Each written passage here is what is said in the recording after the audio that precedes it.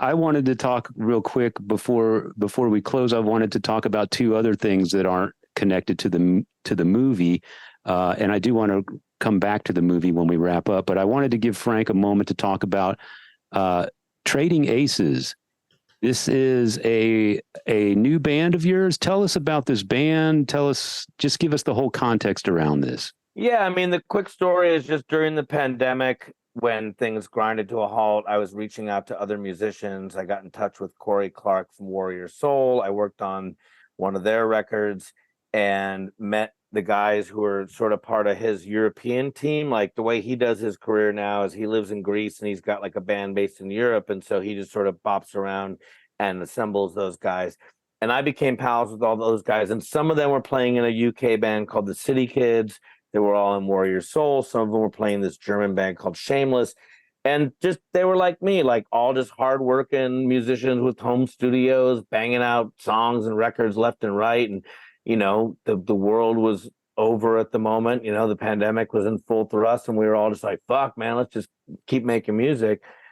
And I just kept making music with these guys in different scenarios. And eventually me and Dennis Post from Warrior Soul and Yvonne Tombach, the drummer, and this bass player, Bjorn Olsen, got together, and we were already working in these different projects. We were doing some Thor stuff, some Warrior Soul stuff, some other stuff.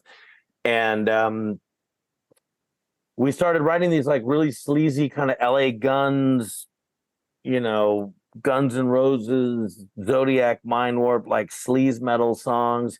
Yeah. And at the time, I was kind of hoping, like, you know, if the world gets back into normal, you know, life again, I would really like to go over to Europe more often. I used to go over to Europe with the Cheetahs, the Streetwalkin Cheetahs. I play in this punk band, the Streetwalkin Cheetahs. We used to go over there quite a bit, but just, you know, the way life had been, I hadn't done it in like a decade. And it's also tougher to get like 5 Americans over to Europe than it is like 1 American.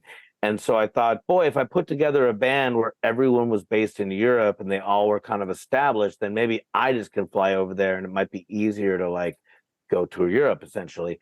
So we made the record. I went to Copenhagen. We shot some videos, put together some photos, did all the things that like a band would need to shop itself around. And then I came back and got us a deal with Ripple Music, which is like this sort of stoner doom metal record, but they love the idea of having this like sleaze metal super group.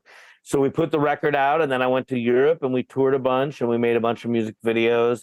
And now we're working on the second record, and we're going to go back to Spain in January, and then the UK in March. And then I'm going back to Spain with the Cheetahs in March, and then back to Europe with Trading Aces. So at this point, I've got my American band, you know, Streetwalkin Cheetahs, and then my European band, Trading Aces. And the Cheetahs are a little bit more punk rock, and Trading Aces are a little bit more like sleaze metal.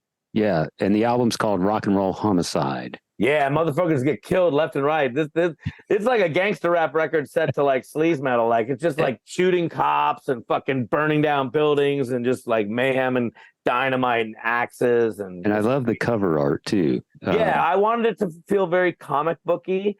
So and that's kind of like, I want every record as we go forward to be like a comic book and maybe like a different version. And one of these days I want to like pair up with a comic book company and make like a comic book based on it. But the idea is just that this, you know, it's like 4 rock and roll outlaws and we're just fucking like robbing banks and just, you know, just causing mayhem. I noticed Tracy Guns is listed in the thanks on this. Is that right? Yeah, because Tracy is good friends with Dennis Post from our band, and he played on the City Kids record. And when I first met Dennis, I knew Tracy, and he was kind of like the middle guy, you know. And he was like, "Oh, you know Tracy? I know Tracy. Fuck, if you're friends with Tracy, you know, anyone that's friends with Tracy, that guy's cool. You know what I'm saying? You guys all know Tracy. He's cool, right? You're friends with Tracy. It means you're probably fucking all right." Right, right. And the other thing I wanted to bring up and give you a chance to talk about, you were kind enough to send me and Jason these CDs, one of which was Trading Aces. The other one I was not expecting. You just kind of threw it in, but I love it. It's Highway 61. Man, I'll be honest, I probably have given this more spins than the Trading Aces so far. I don't know what it is. It's just that great blend of music that's like this really classic sounding rock that, you know, you don't have to be in a particular mood for it. Like Trading Aces, you got to be ready to fight and rock and party, and it's Saturday night. And this is just like this sounds good all the time. I hear the Stones, I hear Van Morrison, I hear some Stevie Ray Vaughan, I hear Mother Love Bone on. You're right on all of that, and basically that band is. So that's my high school band. I mean, when I was in high school, my very first band I ever started was my junior high school band called Broken Toys with a Z at the end because, you know, it was the 80s. And then that, you know, we back in LA, we had the Recycler magazine or Music Connection, and that's how you would find other musicians. And then I hooked up with some guys, and that band became 502, and then 502 became Highway 61. And Highway 61 was the band that I cut my teeth in. We played biker festivals and college shows and parties and clubs and FM station and all the hair metal clubs and stuff. And we never got signed. We never got a big break. But the band was great, and that's where I cut my teeth. All these years later, the guitar player in Highway 61 got cancer. And he wasn't doing so well. And we thought, just to kind of cheer him up, like, hey, man, let's get the guys together again, maybe make some recordings. And that idea became us making a record, and him during that process getting cured from the cancer and getting really re-inspired and just kind of finding, like, you know, maybe a little bit of purpose or something that he didn't have for a little while.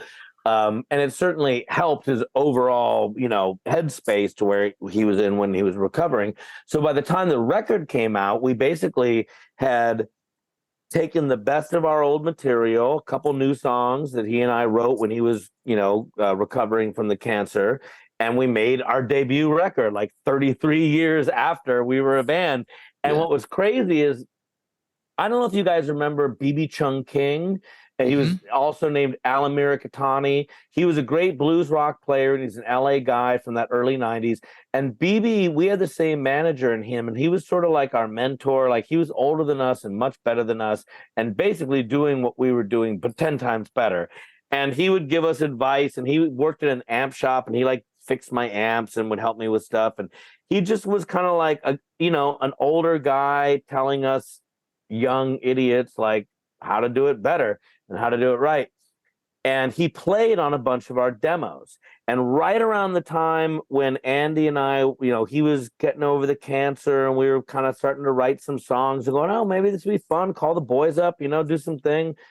I took those tapes and I got them all baked, and then I got them digitally transferred, and I was able to pull all of BB's solos on 2 songs off of the tapes. And so when we made the album, those 2 songs we recorded at the same BPM and then the same tempo, and I flew in as solos.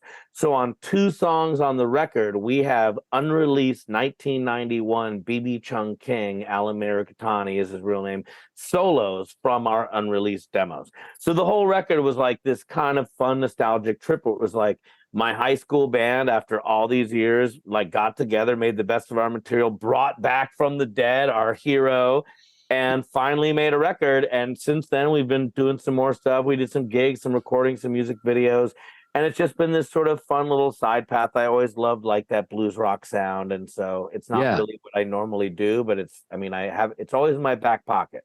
I can always, Stevie Ray, man. I saw Stevie Ray and Jeff Beck on their tour together. Like, that style is always in me. It's just that it's not really what I got known for. I got known for like punk and metal. But I can do that blues rock stuff in a heartbeat. You know? And I hear another artist I hear in this album is Santana. For sure. Yeah. So it's called, the band is called Highway 61. The album is called Driving South. Yes, sir. And couple of Frank's latest projects, Trading Aces and Highway 61, both worth checking out. That's really cool that it's basically your high school band. Yeah. It's something really same special. 4 dudes. Yeah, really. Amazing.